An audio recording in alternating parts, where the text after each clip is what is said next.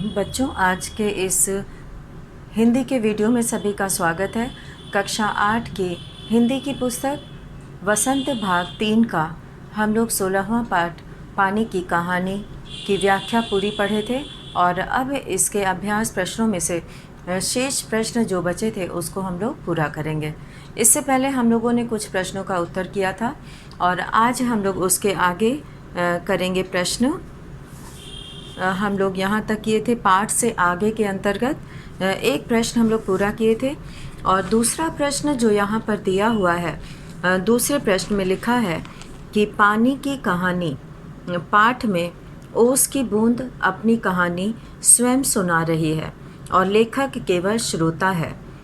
इस आत्मकथात्मक शैली में आप भी किस वस्तु का चुनाव करके कहानी लिखें।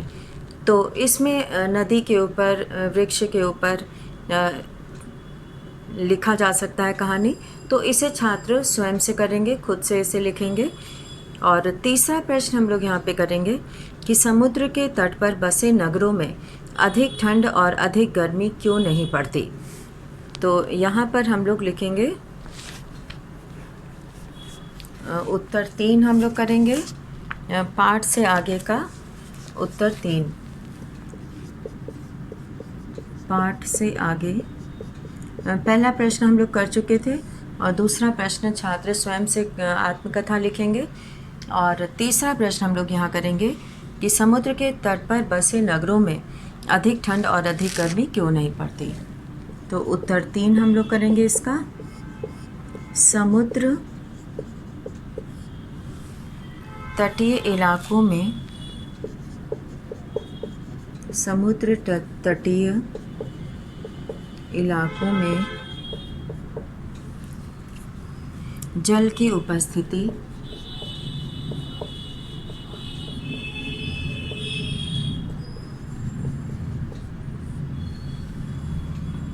दिन में तापमान को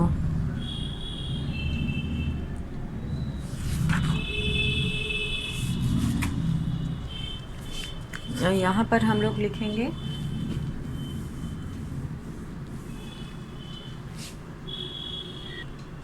यहाँ हम लोग लिखेंगे समुद्र के तट पर बसे नगरों में, समुद्र के तट पर बसे नगरों में अधिक ठंड और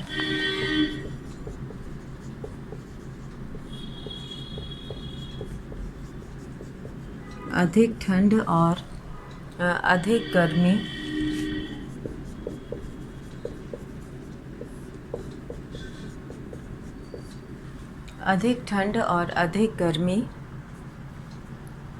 नहीं पड़ती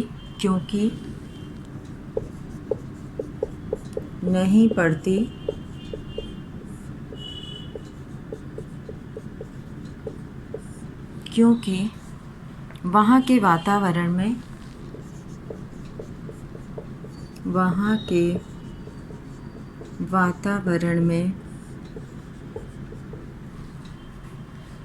सदा नमी होती है।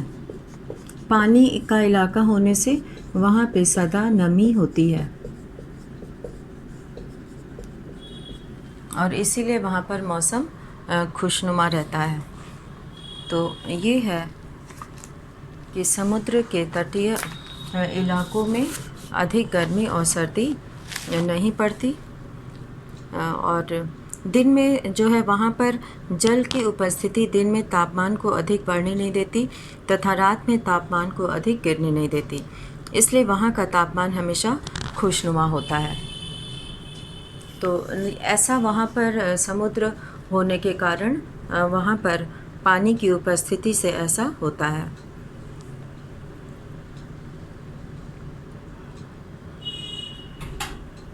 और अब यहाँ पर चौथा प्रश्न है कि पेड़ के भीतर फव्वारा नहीं होता, तब पेड़ की जड़ों से पत्ते तक पानी कैसे पहुँचता है। इस क्रिया को वनस्पति शास्त्र में क्या कहते हैं। क्या इस क्रिया को जानने के लिए कोई आसान प्रयोग है। जानकारी प्राप्त कीजिए। तो प्रयोग की जानकारी बच्चे खुद प्राप्त करेंगे कि इसे हम कैसे जो है जान सकते हैं।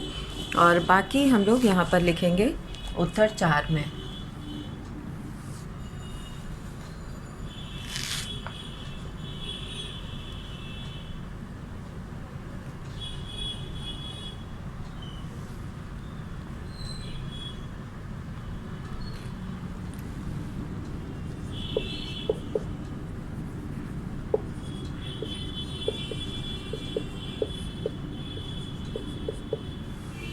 इन इलाकों में जल की उपस्थिति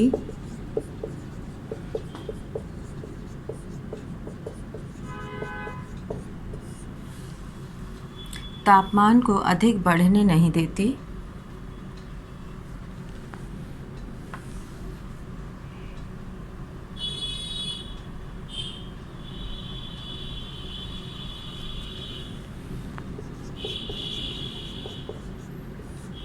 तापमान को न अधिक बढ़ने देती है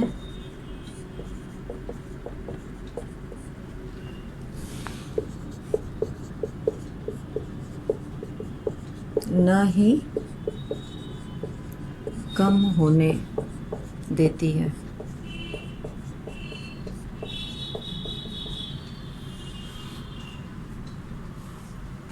इसलिए यहाँ का तापमान हमेशा खुशनुमा होता है। हमेशा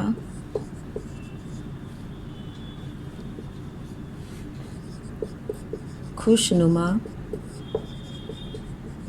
होता है।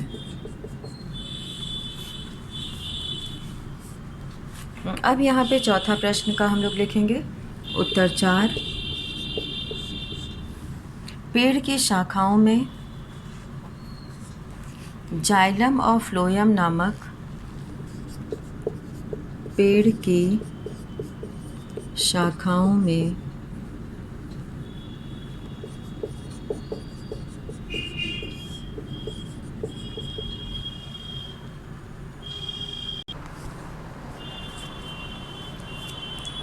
पेड़ के भीतर फव्वारा नहीं होता। पेड़ के भीतर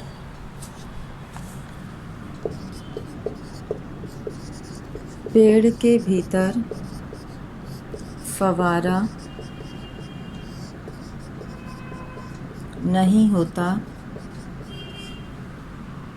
तब पेड़ की जड़ों से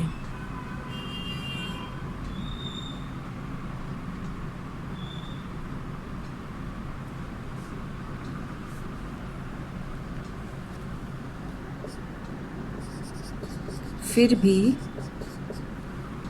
पेड़ की जड़ों से पत्तों तक पानी पहुंचता है, क्योंकि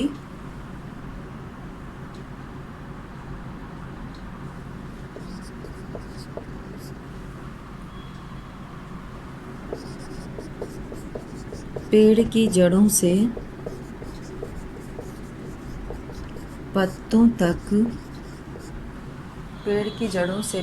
तक पानी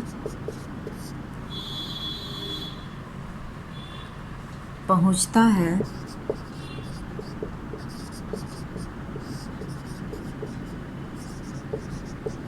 क्योंकि पेड़ की जड़ों व तनों में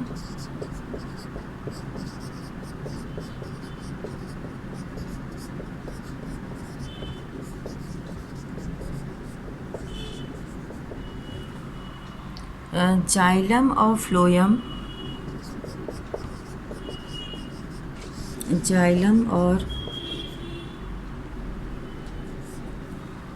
फ्लोएम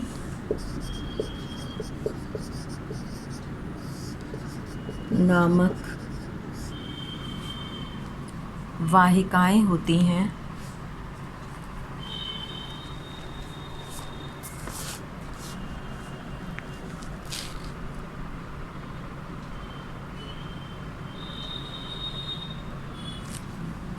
दो विशेष प्रकार की कोशिकाएं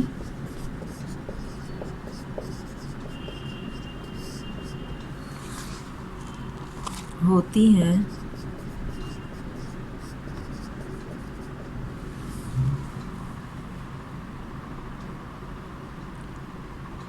जिसके द्वारा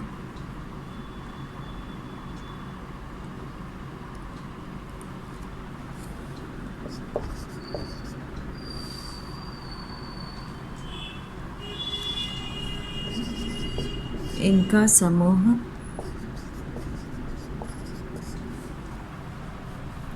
समूह जड़ों द्वारा अवशोषित पानी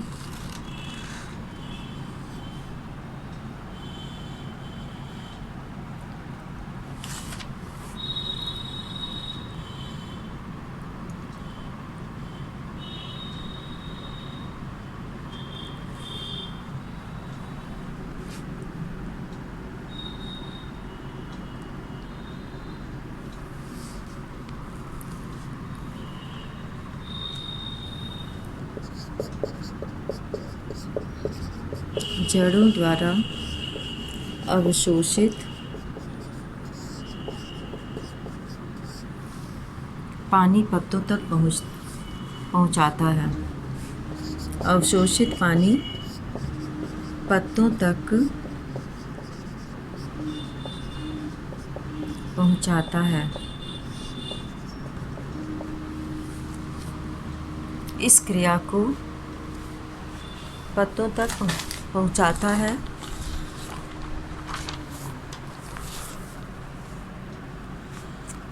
इस क्रिया को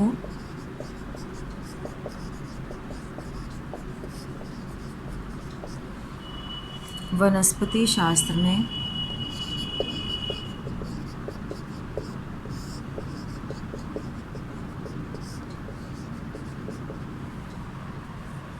संवहन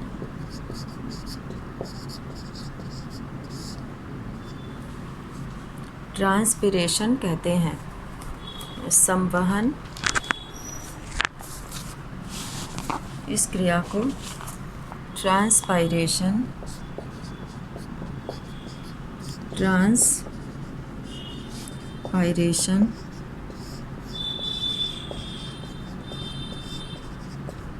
कहते हैं।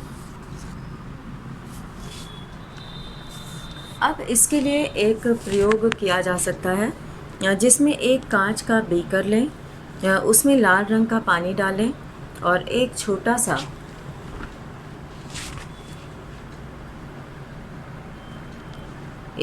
सा पौधा उसमें रख देते हैं। थोड़े समय के बाद हम देखते हैं कि पौधे की जड़ों के माध्यम से लाल रंग ऊपर की ओर पौधे में जाता दिखाई देगा, यानी जाइलम और फ्लोएम वाहिकाएं उसे जड़ से तने तक ले जाने का प्रयास करेंगी। यही विधि संवहन है।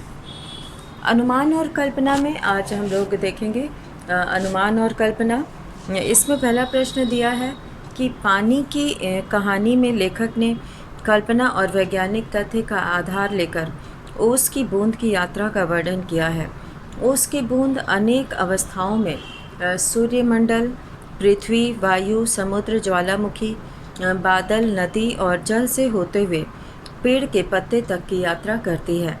इस कहानी की भांति आप भी लोहे अथवा प्लास्टिक की कहानी लिखने का प्रयास कीजिए।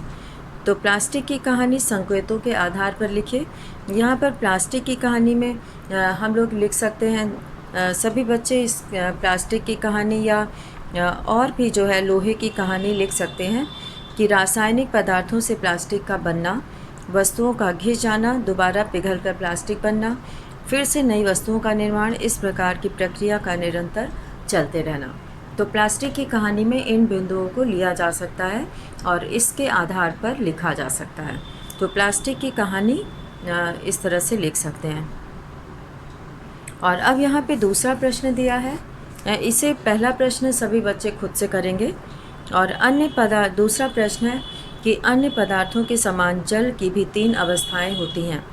अन्य पदार्थों से जल की इन अवस्थाओं में एक विशेष अंतर यह होता है कि जल की तरल अवस्था की तुलना में ठोस अवस्था बर्फ़ हल्की होती है।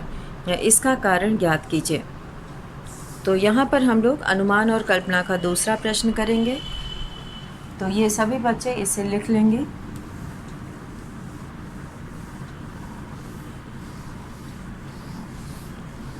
अनुमान और कल्पना में पानी की कहानी, ये प्लास्टिक की कहानी या लोहे की कहानी छात्र स्वयं से करेंगे। सभी बच्चे खुद से लिखेंगे कि उसकी जो है वो क्रिया कैसे चलती है। अब अनुमान और कल्पना।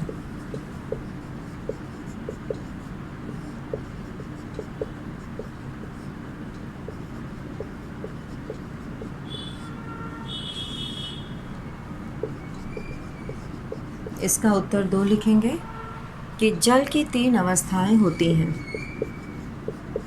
जल की 3 अवस्थाएं होती हैं। ठोस, द्रव और गैस। ठोस, द्रव और गैस।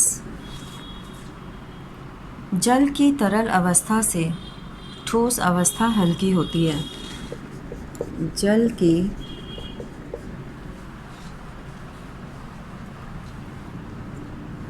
तरल अवस्था से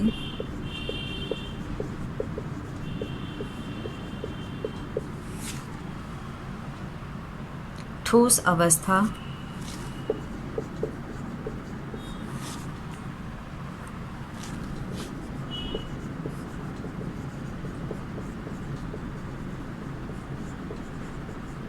हल्की होती है। ठोस अवस्था हल्की होती है क्योंकि इसका घनत्व कम होता है। क्योंकि इसका घनत्व कम होता है।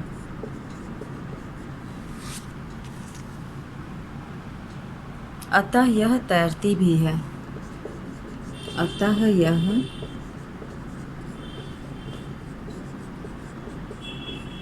तैरती भी है।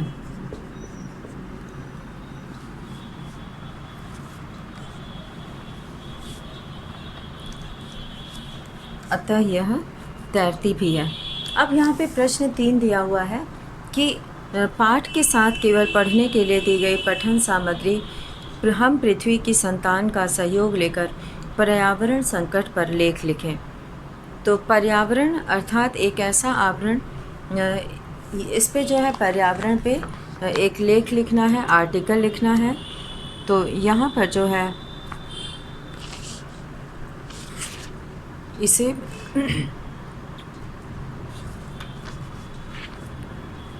पर्यावरण पर लेख बच्चे खुद से भी लिख सकते हैं। पर्यावरण शब्द जो है परिधन आवरण, पर्यावरण के योग से बना है, यानी चारों ओर फैल कर हमें ढके हुए हैं। प्रकृति ने हमारे लिए एक ऐसा स्वस्थ एवं सुखद आवरण का निर्माण किया था, लेकिन मनुष्य ने मौलिक सुखों की इस प्रतिस्पर्धा में उन्हें दूषित कर दिया है।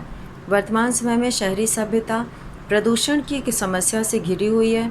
मनुष्य अपने स्वार्थ तथा लालच के कारण अपनी उदारता भूलकर पर्यावरण को क्षति पहुंचाने लगा है। तो इस तरह से यहाँ पर जो है पर्यावरण के बारे में लिखा हुआ है। तो अब ये प्रश्न करने से पहले हम लोग ये देखेंगे कि इसमें क्या लिखा हुआ है। हम पृथ्वी की संतान में क्या वर्णन किया गया है, ये हम लोग जानेंगे। तो इस पाठ में जो है सबसे लास्ट में दिया हुआ है अगले पेज पर, केवल पढ़ने के लिए है यह, हम पृथ्वी की संतान। और इसमें जो है जो वर्णन दिया है उसी के आधार पर पर्यावरण संकट पर एक लेख लिखना है। तो यहाँ पे हम लोग जानते हैं कि इसमें क्या लिखा है। तो हम पृथ्वी की संतान, ये दिया हुआ है पेज नंबर 106 पर। प्रदूषण के महासंकट से निपटने के लिए विश्व भर के राष्ट्रों की एक बैठक 5 जून 1972 को स्टॉकहोम, स्वीडन में हुई थी।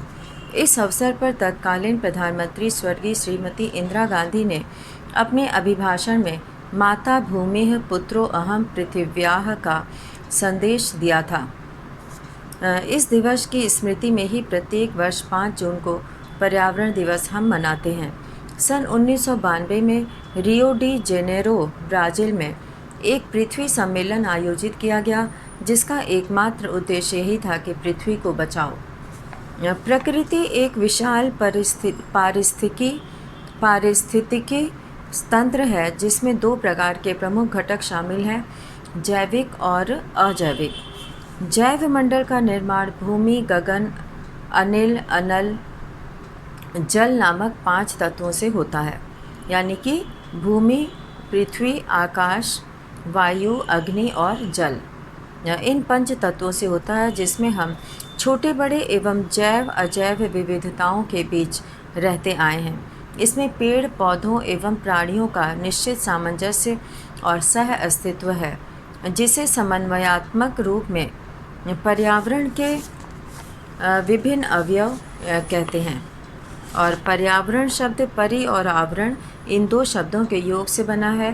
परि और आवरण का सम्यक अर्थ है वह आवरण जो हमें चारों ओर से ढके हुए है, आवृत किए हुए है। प्रकृति और मानव के बीच का मधुर सामंजस्य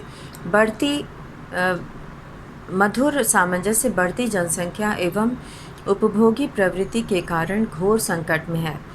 यह असंतुलन प्रकृति के विरुद्ध तीसरे विश्व युद्ध के समान है। विश्व भर में वनों का विनाश, अवैध एवं असंगत उत्खनन मतलब खुदाई करना, और कोयला, पेट्रोल, डीजल के उपयोग में अप्रत्याशित अभिवृद्धि और कल कारखानों के विकास के नाम पर विस्तार मानव सभ्यता को महान विनाश के कगार पर ला खड़ा कर दिया है।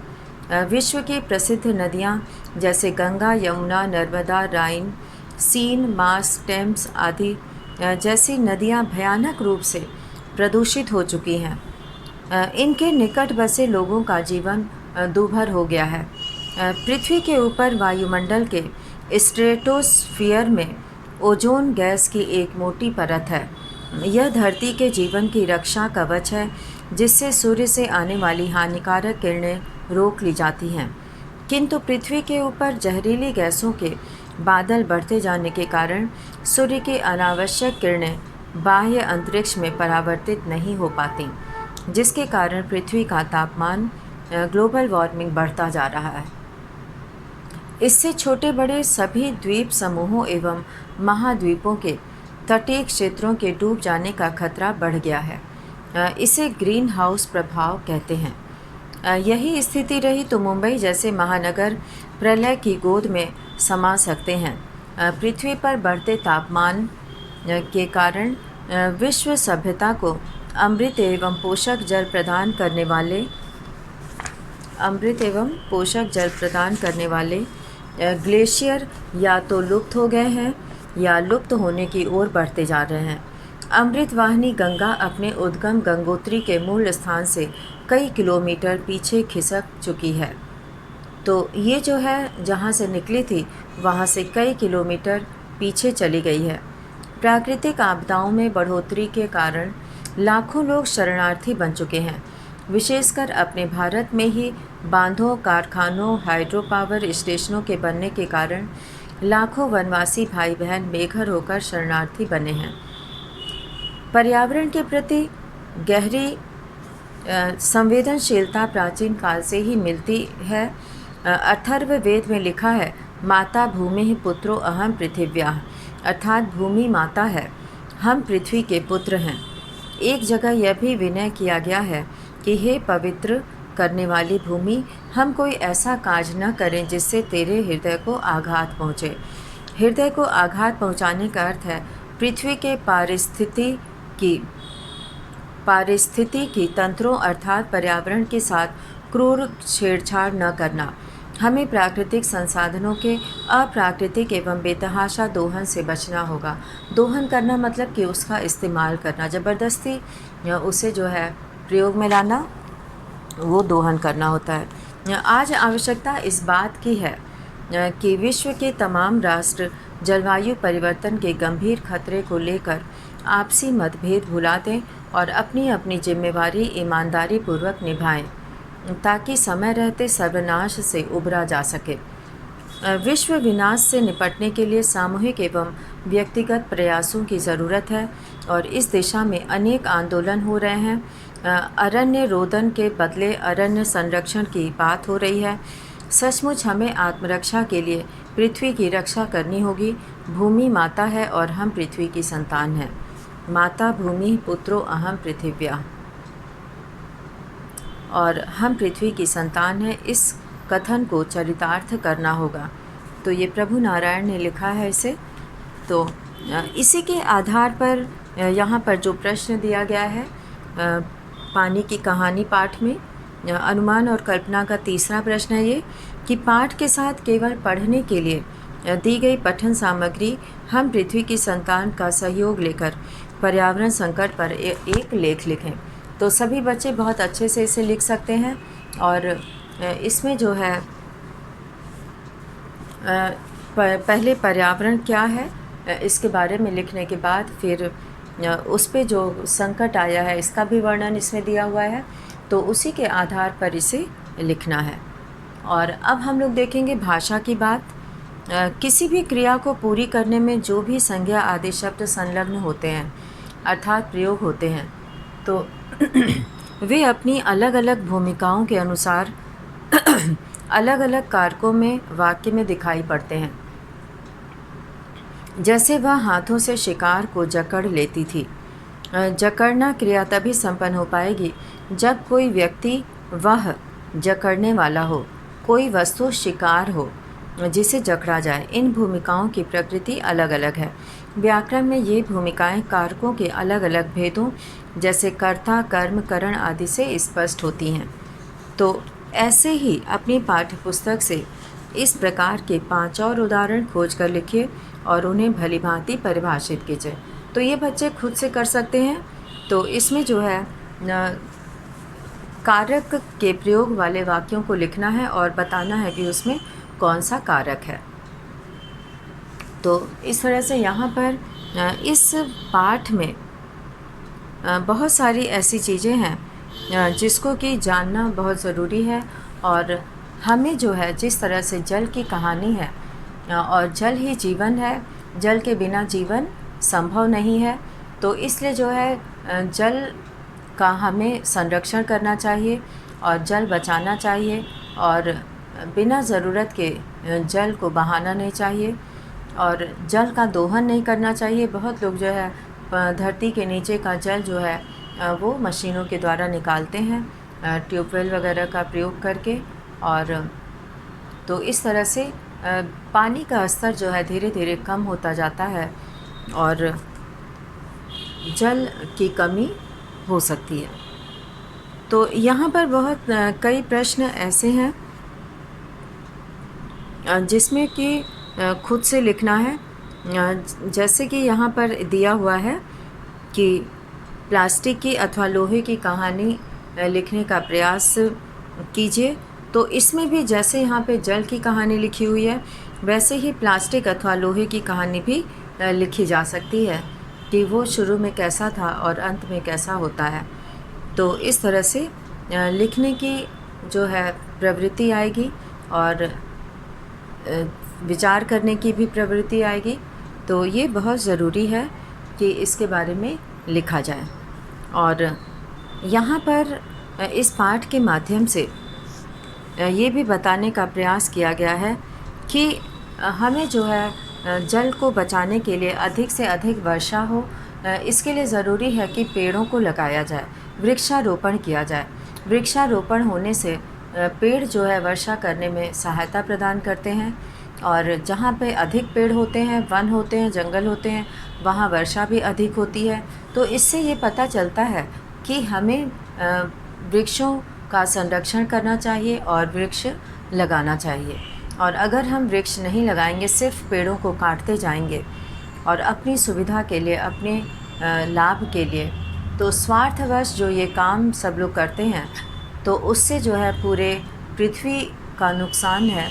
और इस धरती को बचाने के लिए ज़रूरी है कि पेड़ों को लगाया जाए और पेड़ों का संरक्षण किया जाए, वनों को कम से कम काटा जाए। वन रहते हैं तो वर्षा करने में वो सहायता प्रदान करते हैं। तो इस तरह से हम जिस तरह से यहाँ पे पानी के महत्व के बारे में पानी की कहानी लिखी गई, वैसे ही जो है और भी चीज़ों की भी कहानी हो सकती है। तो आज इस वीडियो में हम लोग इतना ही करेंगे और यहाँ पर जो 2 प्रश्न हैं वो बच्चे खुद से करेंगे।